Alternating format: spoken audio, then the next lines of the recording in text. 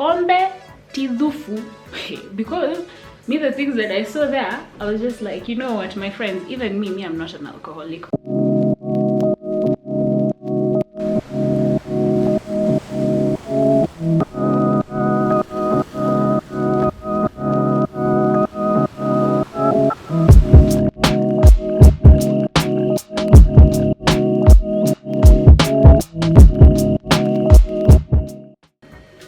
Because like the Karens came back from this ice igloo drinking 1 hour all you can drink. Like Greg was just vomiting in the bush over there.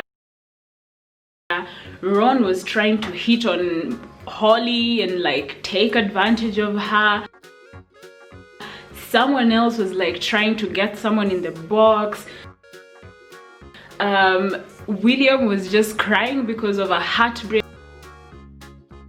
I'm just like, here, guys, 1 hour with alcohol does this. You know what? Mini nimeenda kulala. I just took myself and I went to sleep because too many things were going on.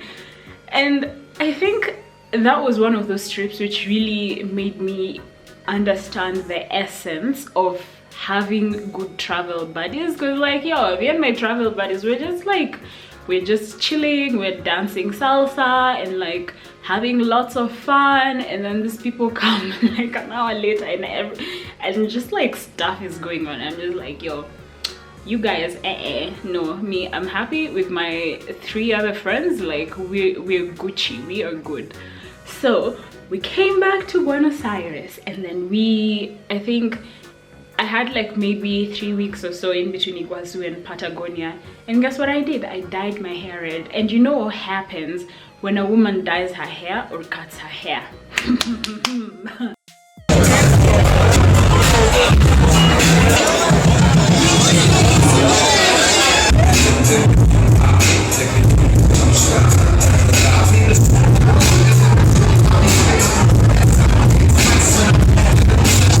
You're about to see the real her. Okay, so I dyed my hair red, and at this point, remember my boo Camilo from the very first episode of this series, rather I guess episode 2. Yeah, so at that point we were still fine, and then we went to Patagonia. I remember the very first night we sat with all our money and the cash, and we're like, okay, this is all the money we have. This is these are the things we're able to do with the money that we have at the moment. So we have an itinerary, everything is set, and we did actually follow our itinerary. But yeah, so we ended up staying in a hostel. I can't remember the name, but it was just like one of those like cabin type of logs, and you have like I think 6 or 8 beds in one room, and they're double deckers, and we're sharing. Okay, so I remember I think the first night we made friends with some guys in the hostel. Yo, do you know, okay, there's this drink called Fernet. So 2 things that Argentina is known for, it's Malbec and Fernet, or Fernet, however you want to call it. So Fernet is like, it's a very acquired taste. It's like an herby type of alcohol. I don't know what they put in it, but then you taste it initially like, I don't know. And then after 2 hours later, you're gulping the whole thing. But then this is the thing also, it's 40% alcohol. So you're mixing it with Coke. Hey, my friend, I knew things were not okay when I wore my sweater the other way around and I was taking photos. Oh my gosh, like I knew I was not fine. And then we decided, let's go out and party. Foolery. We went to some club, and I think I got there, and literally like 30 minutes into it, I just turned to Katie and I was just like, I don't feel fine. I think we should go back.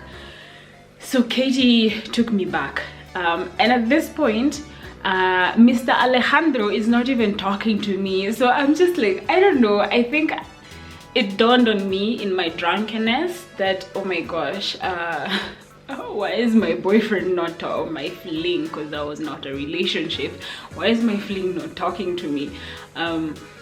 Yeah, so I went, did a few sessions in the toilet bowl, and then I also happen to be an ugly crier when I'm drunk, and I just sat there and was just like, why is Camilo not talking to me?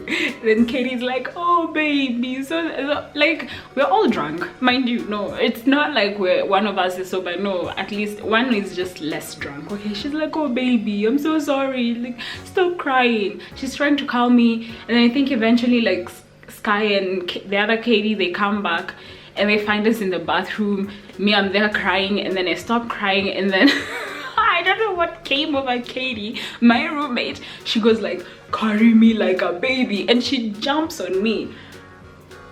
I have no core strength to hold her, and we both tumble onto the floor and we start laughing, and I think actually I heard something, but like, just foolery, guys. Foolery. Ah, hey. Okay, so that was like night one, and then I think the rest of the time that was fine. We saw the president of Argentina. At that point it was the lady, I can't remember her name. Was it Christina? I think it was Christina, yeah.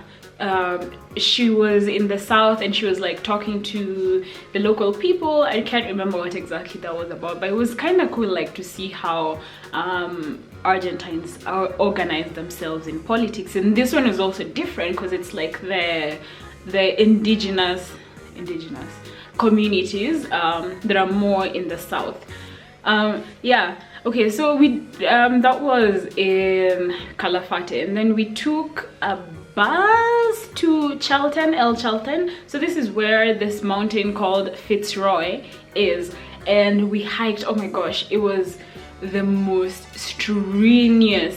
Maybe I've done more right now, but like at that point, that was the most excruciating pain I could have felt physically trying to go up that mountain.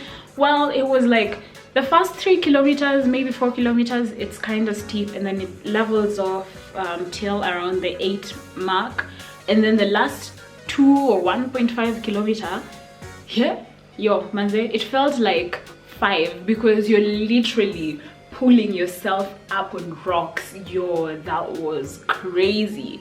But you get to the top and it's beautiful. Like, I mean, look at those photos. Like, how beautiful is this place? Like, the water is blue, like you can it was so amazing. It was so amazing.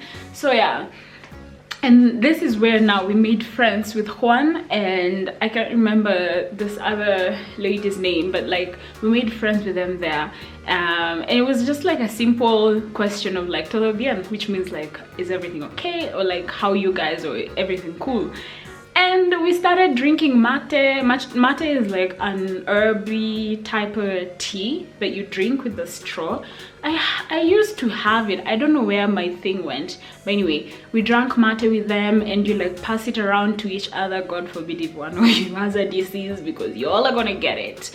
But none of us got any diseases in Argentina. Yay! So yeah, so we drank mate with them, and they're like, yo, we're musicians, you should come and like watch us play sometime. And we're like, yeah, sure. Where do you guys play? La Plata. Ha, you see, La Plata. But I'm gonna put like a break on that and take you guys back to Calafate, which had El Perito Moreno.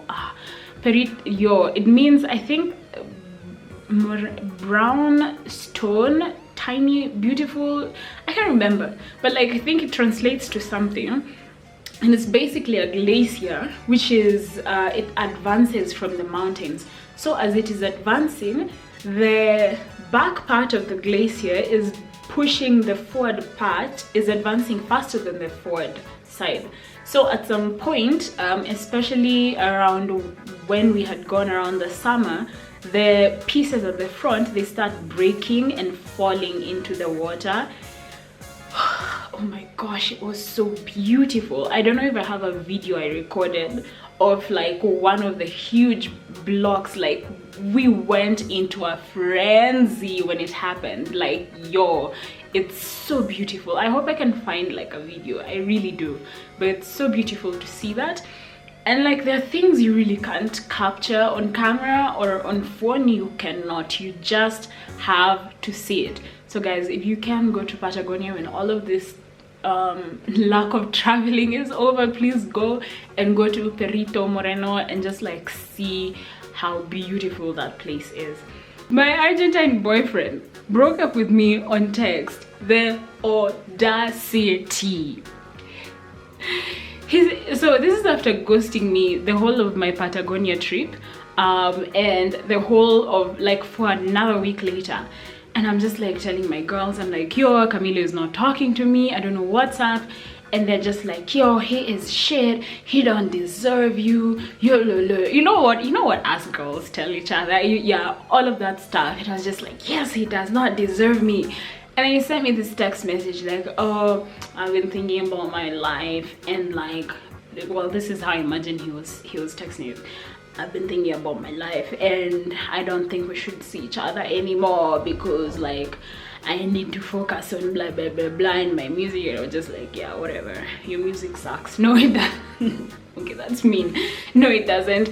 But like, I think I was hurt. I don't know if I was hurt, but I was just like, the audacity. At least you should call me or something. Okay, now fast forward to La Plata. So what happened was, remember Juan? We met him at the top of the mountain in Fitzroy. We were so tired. We helped each other out. We helped each other going down. I was so tired. I remember saying like, I'm so tired, my eggs are shaking. And then a minute later I was like, did I say eggs or legs? And everyone just laughed at me because even my speech could not handle it. So now, okay, we go to La Plata. We take a bus, we book an Airbnb, and then we get to the place like just early. So we get some wine, and we sit in the backyard, and we're just like chilling, drinking wine. Me, Katie, and Sky. Little did I know, my friend, I am the fullest of them all. I embarrassed the black girls. Like, your reputation is destroyed in La Plata because of me, because of this one. I'm so sorry. And this is what happened. We drank the wine, maybe like 2 bottles amongst the 4 of us, which was at that point, I think our tolerance was very high, so it wasn't really anything. And then we decided, okay, let's go to the club where these guys are performing. So on our way there, I tell Katie, the dark-haired Katie, and I tell her, Katie, I don't feel buzzed enough. Like, I feel like I need to be more buzzed so that I can like really enjoy this place, eh? Boxed wine is the devil himself. Like, pombe si supu. Boxed wine, the mother of them all. We decide, let's get into this pharmacy and buy wine. And we bought like a liter of boxed wine. So on the way to the place where they're performing, me and Katie were chugging. I chug, she chugs. You see? Tunaenda tuki, we are switching between each other. We get there. Let me tell you guys, when I say I only remember getting to that place, I remember Juan and his band like getting onto the stage, and I remember screaming, Juan! The other guy's name, and screaming his name. And then I woke up in a bed that was not mine in the Airbnb that we were staying. Thank God. I woke up and I was just like, why am I in Sky's room? I should have slept upstairs. Why am I in Sky's room? I only remember screaming Juan, but I can't remember anything else. What? Was it that short? So, and then I look next to the bed and there's a bucket there, and I'm just like, oh no, what happened last night? What happened? What happened? So, because it was like 6 a.m. at this point, so I said, okay, I'm not gonna wake Sly and Sky and Katie's up. Let me just chill in bed until they're up. I drank some water because like my head was not having it, and I just chilled there. So at like 9, I hear them speaking, and I go upstairs. I'm like, guys, I really can't remember how long were we at the club? Were we just there like for a short time? And they're like, oh, you can't remember. You really can't. Ooh, Itago, you are so sick. Guys, you know that bouts of vomiting where a med student, like, she came and said, guys, I am a medical student, I can help you guys. That's how bad it was. And I was the only black girl there. Like, I ruined it for you all. I was carried out of the club. Even I was carried out. Anyone who goes through La Plata, I'm sorry.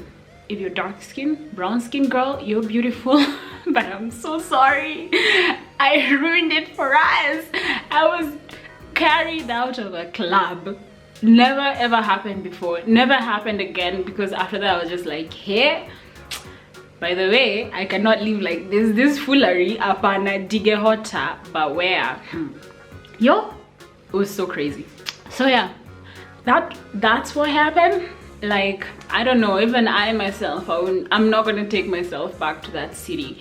And I just remember that next day walking around La Plata, like I was with my sunglasses, and I'm just like, can everyone please stop shouting? Please stop shouting. Like, I think that was one of the worst hangovers I ever had, and I don't think I've actually had anything as bad as that ever. That's why boxed wine, I don't know, maybe someone needs to change my mind about that, but like that, no, I do not mess with that stuff anymore. Never again. Never. Yeah, so that was La Plata. And then the next place that we went was Uruguay. So if you think Uruguay is a city, you know what, you need to check yourself. But Uruguay is a whole country. It's next to Argentina.